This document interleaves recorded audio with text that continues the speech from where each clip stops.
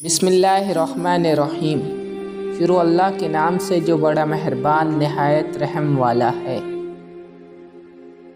ہمیشہ خوش رہنے کا مطلب یہ نہیں کہ سب ٹھیک ہے، اس کا مطلب یہ ہے کہ آپ نے فیصلہ کر لیا کہ اپنے رب کے سوا اپنے دکھ کسی کو نہیں دکھانے۔ اگر انسان اپنی انگلیوں کا استعمال اپنے گناہ گننے کے لیے کرے تو اوروں پر انگلی اٹھانے کا وقت ہی نہ ملے۔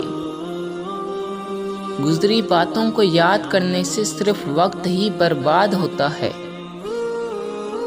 خوشیاں چاہتے ہو تو خوشیاں بانٹو، جو دوسروں میں خوشیاں بانٹتے ہیں میرا رب انہیں خوش رکھتا ہے۔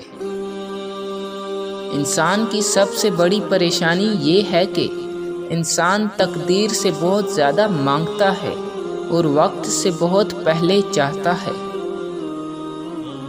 رشتوں کے بازار میں آج کل وہ لوگ ہمیشہ اکیلے ہی پائے جاتے ہیں جو دل اور زبان کے سچے ہوتے ہیں۔